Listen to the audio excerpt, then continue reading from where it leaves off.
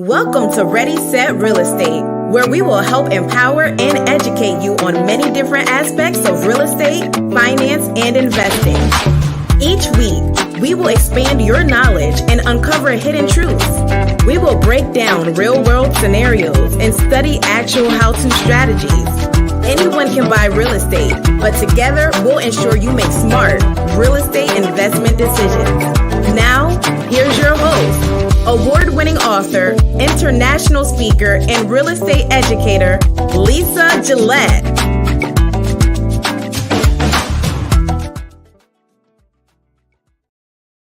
Happy Wednesday, checking in with you all. I think it's very interesting that it's gloomy.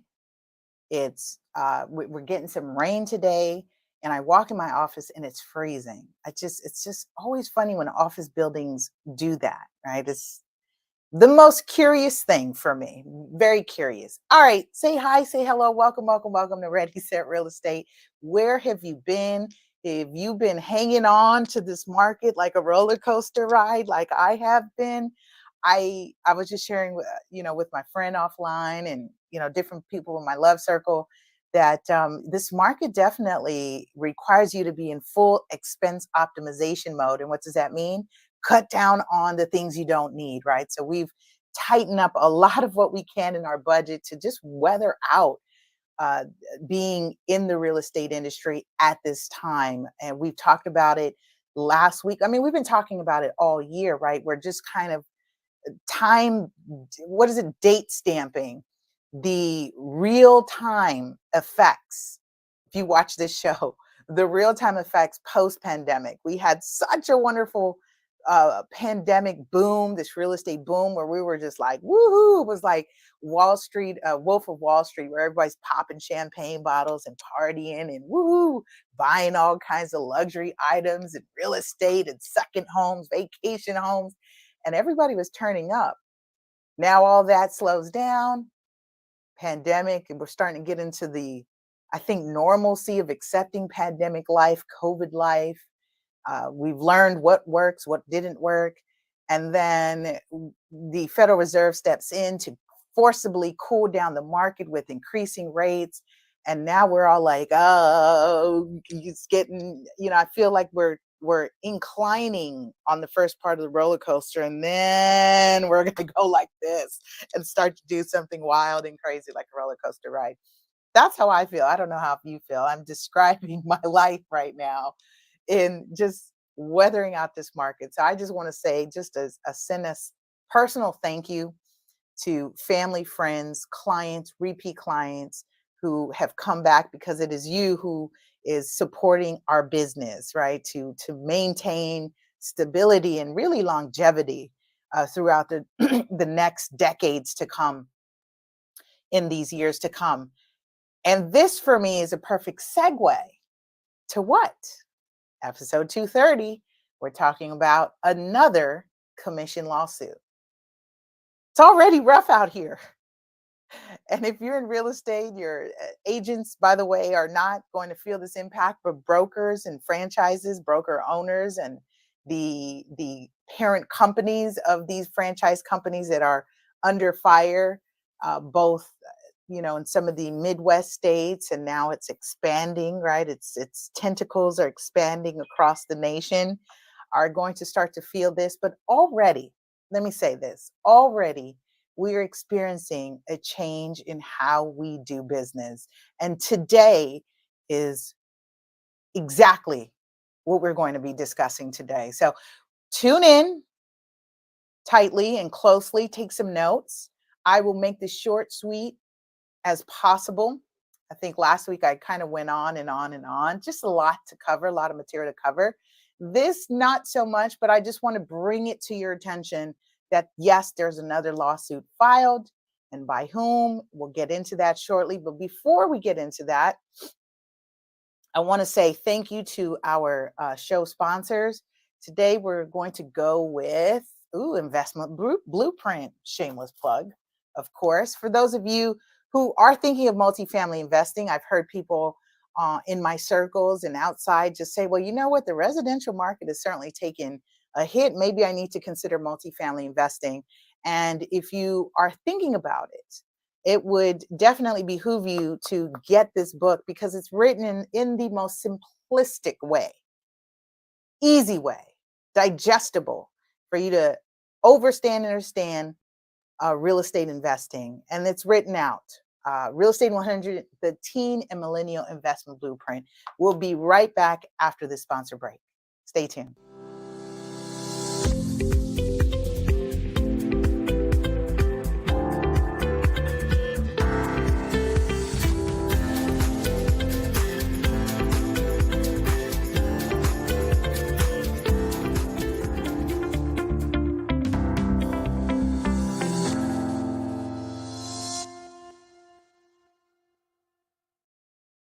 Real Estate 100 Teen and Millennial Investment Blueprint, now available at your online. It's been there and it's doing well. So again, I want to say thank you for those of you who have been supporting Anthony Lee, Philly Realtor and Investor, and also leader and founding partner of the Good Neighbor Group. So shout out to you, Anthony. I've got to get Anthony on the show so he can give us some real insights. I know they've been teaching investing and teaching agents how to invest. And I definitely feel like I need to bring him on the show. We're going to do something special for that. Okay. All right. So pivoting into the mother, right? The last one they were talking about this is the bombshell of a lawsuit that, if you recall, we talked about the Sitzer trial. It was Sitzer Burnett, but now known as the Sitzer trial. And the verdict ruled in their favor against the National Association of Realtors and Keller Williams. Before that ruling was handed down, the lawsuit also included Remax and Anywhere. Anywhere is the parent company formerly known as Realogy that owns Century 21, Era, Sotheby's, and a multiple of other franchises, real estate franchises in the industry that you may recognize. Now, fast forward to after this verdict was delivered, I believe it was around November 11th. Was it November 11th? No, it wasn't November 11th. Forgive me. All the days are just, things are happening so quickly. I want to say it was last week's episode, and it was like on the eve of when I did that episode. So last week. And shortly thereafter, we have announcements effective November 8th. So around November 4th or something. So last week minus 7 would be, November 8th. Yeah. So verdict came in November 7th, November 6th or 7th, 2023. Go check that out. Look up the Sitzer, Sitzer, look up Sitzer. And look up Sitzer case. I'll put it right here in the chat for those of you who are tuning in online.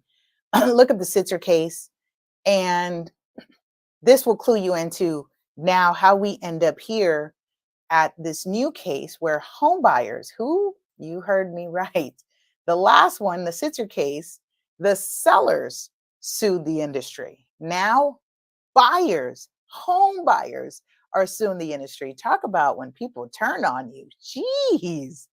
Ooh, this is another level. I mean, this is another level. But here's what I'm learning about this. So let me get into just kind of the gist of the lawsuit. So here we have, I'm going to read here from my notes in terms of who the defendants and the plaintiffs are. We're very familiar already with who they are. And we've got some of the similar players. In this now new lawsuit, we have Compass, EXP World Holdings. So, a lot of you have gone to EXP, and Redfin, Whitehart Realtors. It might be, I'm not familiar. It's Wakehart Realtors. United Real Estate, I've seen that group. Howard Hanna Real Estate, and Douglas Elliman. This lawsuit was filed in the U.S. District Court of the Northern District of Illinois Eastern Division. So I feel like this is now the second, I'm calling it like the second tier of large real estate companies The first tier being the Remax, Keller Williams, Better Homes, right? Berkshire and the big players. Now we're at the second wave here, the second tier of real estate companies, very familiar names that I've mentioned. Like I said, Compass, EXP, uh, United Real Estate, a lot of these companies, you all recognize these names. And what has happened since last week is true enough. We've seen and heard copycat lawsuits being filed. Industry wide, you say, well, Lisa, how does that, like, what does this mean? How is this impacting me as a seller, me as a buyer?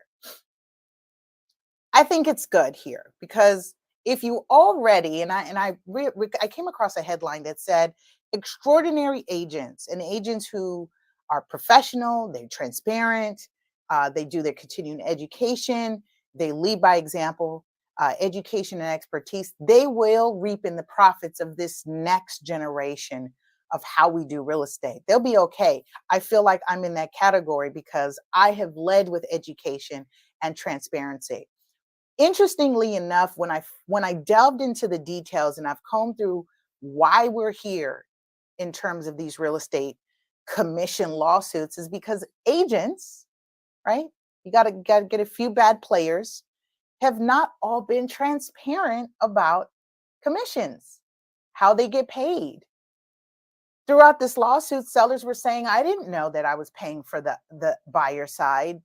I had no idea. I didn't know what that amount was. Here's what's interesting. So that's a big deal of their net sheet. That's a significant amount of their net sheet. Ebony Campbell's in the building. She says, yes, you have. Thank you. I feel like I've worked hard at this. I work hard at this. And this is the crux, right? The crux of this show is to bring the raw, uncut truth and bring full transparency so you all know how this business works. If you're okay with long pay cycles, right? Keep your day job type of thing so that you can weather the storm. If you're a real estate agent or broker or someone like myself, we're fully, this is how I support myself. You've got to be able to weather the long pay cycles. Right now, we are in a long pay cycles because the demand had dropped when interest rates hit 8%. We had quite of inventory available, but still short. The good news is that I am in a market, California. I'm in LA. I'm in an area where there is still a demand. We still see construction booming. So it's just weathering the shift from going to, days on market being like something like 8 in areas, 21 to other areas being like 45, 60 days, even upwards of 90 days. So those are long pay cycles once it actually gets going from start to finish. And I'm speaking as a full-time professional in this industry that most people won't talk to you about when they say jump into real estate, right? It's all about the shiny apple and what you see on HGTV and all these online shows where people are making all these, big commission checks, but it's like, okay, how many deals did you close a year? How many times did you make that over? Right? So it's this is where we are with it. And I think that's what we've been discussing amongst ourselves as industry professionals is the discrepancy or misrepresentation that the public, right? You as a general consumer receive from the mainstream TV is if you actually looked up, let's do this fun activity. You know what? I'm all about fun activity. Bow. I'm going to do a quick activity with you because we talked about this. Let's do this. I'm on Google, people. You can be too. If you're thinking about jumping into any career, you should be looking up how much does that career make? So let's go to how much does a real estate agent, look, it's already there. Hey, boom. ZipRecruiter says 49,000 to 140,000. Let me blow that up for you. Salary estimates, by the way. Indeed says 64,000 to 190,000 per year, 150,000 to 280,000 per year. That's gross, not net. You hear me? It's gross, not net. After you deduct marketing expenses, dues, right? Referral splits, broker splits. We're talking about gross. right? This is what I like to go to. I'm in LA. This one says what? How much does a real estate agent make in LA? 71,000 in the 25th percentile. Salaries below this are outliers, 109,500 to 75th percentile. So interestingly enough, these numbers have gone up because when I first got into the industry, it's 25,000. 25,000. And by the way, it's pulling salary estimates for my city and state: Los Angeles, California, Beverly Hills, California, another LA. Look it up in your area. How much does your agent make? Let's go to one of the states where they were suing. How much does a real estate agent make in Missouri? Missouri. 41,000 to 110, 64 to 180, 42 to 42,066, says salary.com, real estate agent sales. That's a lot different from what you've been seeing on these shows, where if I pop out my calculator, and I go to punch in, punching in how much they make. 23,000, right? One of the deals, 23,000. You say, well, they make that, they sell 12 homes. They're making $276,000. That's what this is saying. $276,000 on an average of $23,000 commission. Not so much realistic. You're not selling a home every month. There's very few, right? And that's when you get into the top 17%. To get into the top 17% in the industry, you just need to sell 6 homes. You're a top producer, 6 homes, top producer. Evan Jefferson in the building says, hey there, love the show. We appreciate you. We appreciate your continued support. He's like, I'm in the building and I've shared it. So just doing that. We're at a gross misrepresentation right now, I feel, where people are like, yeah, down with the agents. They make too much money. They've inflated prices.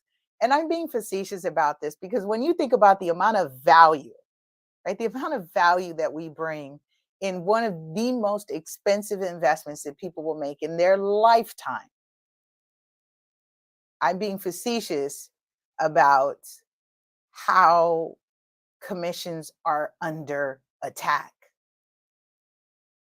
And this is not a new thing. It's just actually successful this time because of the technology, I think, again, has come a long way. A lot of you have been able to access properties more so than a lot of our real estate industry professionals. We have to join boards, right? MLS boards, multiple listing service boards, to have access to property for a certain area.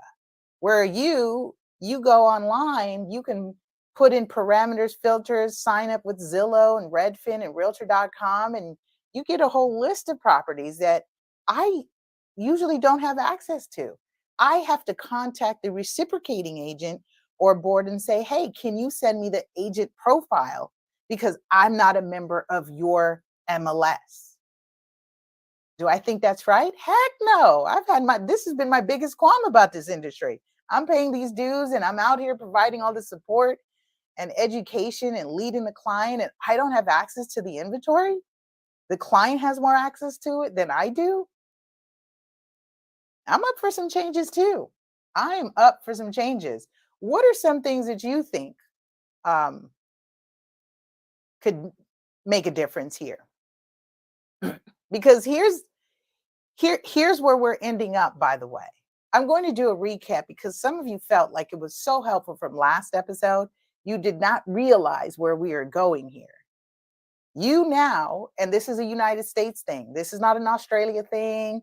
This is not a UK thing. In fact, this is also some states. This is not even a US thing. This is some states where buyers will now be responsible to pay for your agent representation. How many of you file a 1040 easy tax form? 1040. Form 1040. I'm going to do an example real quick. File a 1040 easy tax form. Form 1040 easy. This is your federal tax return, not your state. 1040 easy. This means that you work a job. You don't have any side hustles. You have a very easy tax return. You're not taking deductions. You're not itemizing deductions. I know a little bit about this because I used to do my own taxes until I couldn't. And that's good. That's growth, right? And I'm a do-it-yourself type person. I enjoy learning how to do things. I want to understand money. So this is why I'm saying this. By the way, before I do all of that, I didn't do disclaimers. Let me do a disclaimer. The information provided on this timeout. Scrooge. The information on this show should not be considered legal or tax advice. Please seek legal and tax advice from those reputable licensed professionals. Yours truly, Lisa Gillett, super agent. DRE number 017-36957. Okay. Evan says, I'm so glad I got smart friends like Lisa Porto. Now Lisa Gillett. Listen, let me give you, I'm now Gillett. Gillett. That's Gillett, like the razor without the E, but I'm still razor sharp. Ooh. Okay, I know. I'm pretty hyped this morning. Okay, let's get back to this. Giving you an example here of how these commission lawsuits are going to impact your pockets as a home seller and a home buyer, because that's really what we want to get down to. All right, it's like, yeah, I hear the industry's coming after you all for your commissions. People think you make too much money. People feel like you haven't communicated your value. They feel like you just, you got a little fancy device, right? You use your phone, you open a lockbox, you drive around town, you show properties, you say how pretty the house is, all these other things. And I'm really, really dumbing down.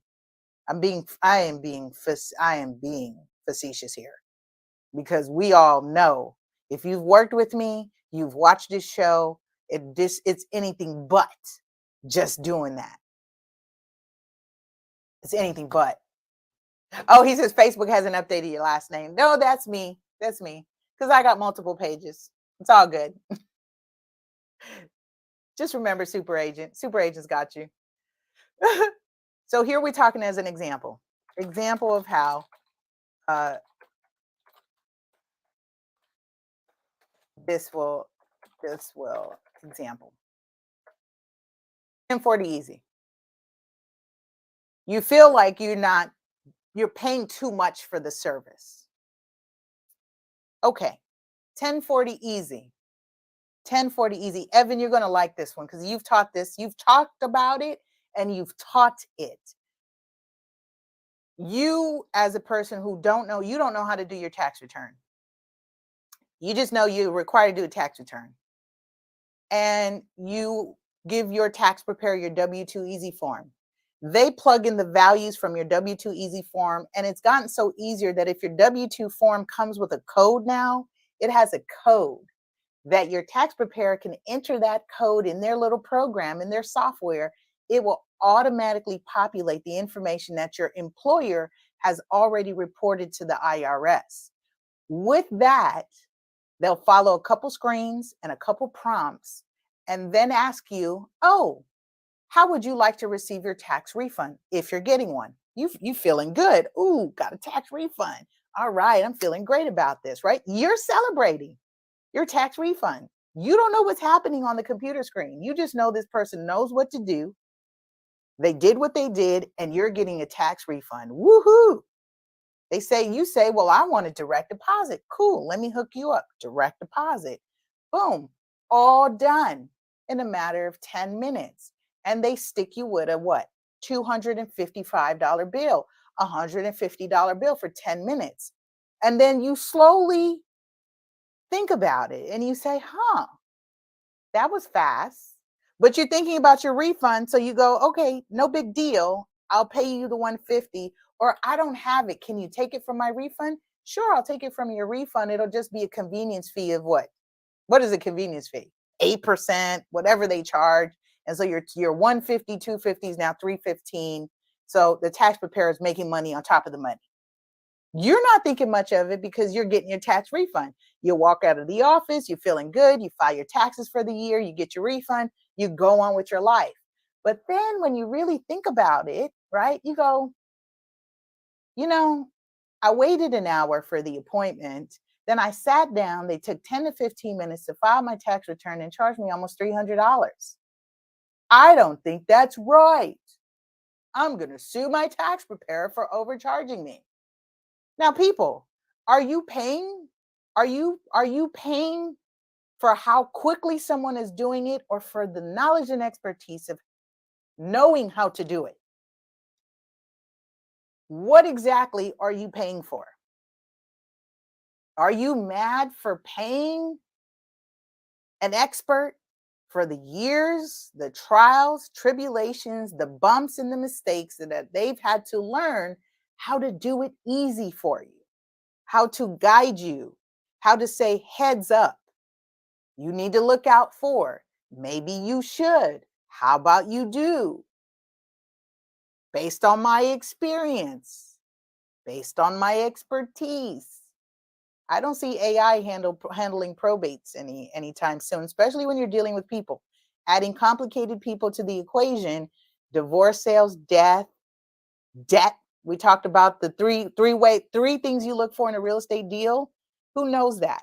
I'm giving away stuff. What are the three things you look for in a real estate deal? Pop quiz.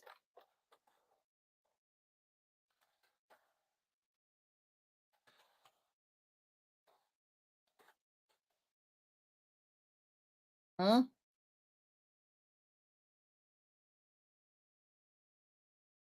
Giving you the answer. Debt, desperation, and divorce. That's where you find your deals. So you're mad at the expert in guiding you through this process, and you feel that they've inflated the price. So here's what's going to happen. And we've been talking about this industry wide. You now will have to pay for it. So now you save for your down payment. First time buyers, pay attention. Your down payment, if you do a FHA loan, if you got good credit, you can do 3%. For example purposes, I'll go with a 3% Fannie Mae conventional loan, right? I'll go 3%. Down payment 3%. Hold on. Let's talk about purchase price $400,000. You buy $400,000 house. The down payment is going to be 3%. How much is that, people? Oh, you didn't know this was a math class. 3%. That means $12,000. On top of the $12,000, you need another 2% for closing costs, right? So how much is that? 2%, 400,000 people, that's $8,000. And this is where your expenses are, right here. $400,000 house, down payment 3%, $12,000, closing cost 2%. So pretty much for $400,000, you're invested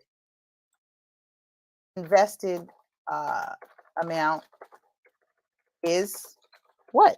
$20,000. I have not included the cost of your representation. Depending on the agent, you may come across an agent that says, well, here's my hourly fee. Or here's my rate. My going rate is 2%. My going rate is 3%. My going rate is 5%, because I'm just that good. I'm just that good. 5%. Why am I saying going rate and throwing out these arbitrary rates? Because what? Because commissions are not fixed by law. Let me put that in all caps here for you people to really get this. I need you to get this. Commissions are not fixed by law. That means you all have just opened the door for me to renegotiate my commissions. As a buyer's agent, it was already determined and it was already kind of factored in, right? The status quo said I would get 2%, 3%. I may get a bonus depending on when I close the deal. If I was able to deliver on my performance, I'd get a bonus. But now that we are doing away with all of this, undo this mess that you feel like this is a mess, It's not right. It's inflating prices. We want the buyers to pay for their own representation. Well, let me bring to the front line here. Let's talk about our unrepresented groups, our undeserved, underserved populations, low to median income. When you hear me say the phrase LMI, it's an industry phrase that refers to low to median income. When I refer to LMI, I'm referring to low to median income groups. So since commissions are not fixed, and if you weren't paying attention to this show and you go out in the world and go get an agent, and the agent says, well, now you have to pay for representation, and you say, really? Yeah. And so, well, how much do I have to pay? And the agent says, my fee is 4% of the purchase price. And you say, well, I do have 20,000. Will that cover it? And the agent's going to nod their head and say, yeah, that's enough to cover it. And it may potentially put you on the hook for paying quite a substantial amount. ERGJ Enterprise in the building. Shout out to those of you who are tuning in on the Lisa Gillett watch page, Facebook watch page, and Black Events LA, Ready Set Real Estate, and of course, our YouTube channel at LA Super Agent. Do you follow here what I'm saying? Do you hear the words that are coming out of my mouth? As a low to median income person, you may not have enough funds to hire someone to represent you to buy a home. What do you do then?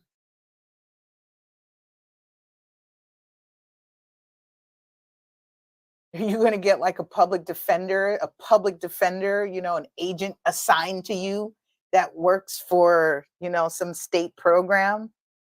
I don't think so. Not happening. Having representation is not a right. It's a privilege. It's been afforded to you. Having a representation is optional.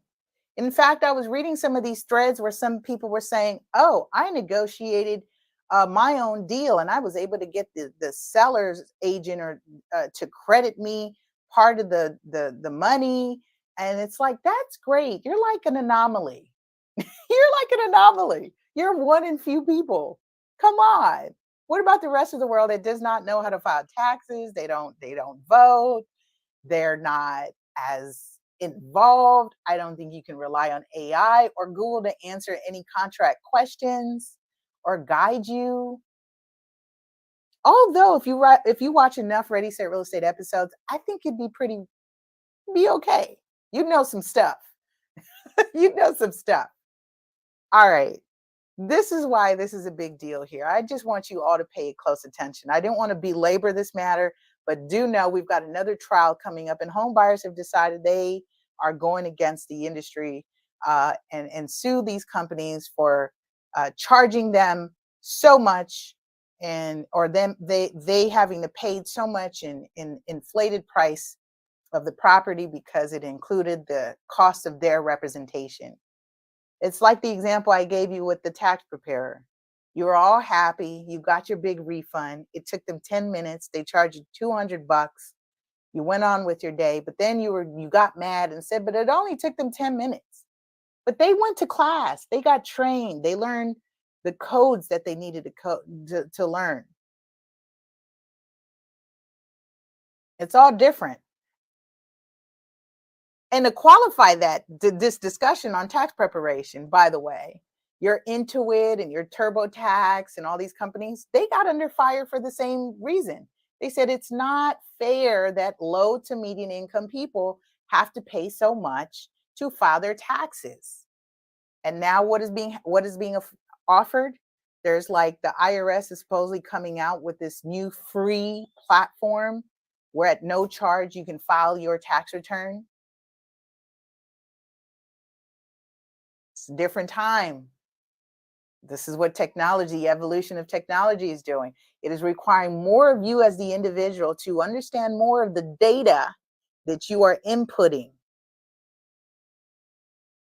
And if you are not understanding the data that you are inputting, guess what? You need to hire a professional. All right, that's my time. I'm out, you guys. This is too much for me. Listen, have a powerful, productive week. We'll see you next week on another information-packed episode on Ready, Set, Real Estate. Take care, y'all. You guys been awesome. Thank you for listening to the Ready, Set, Real Estate podcast with Lisa Gillett, the LA Super Agent. Please like, subscribe, and share LA Super Agent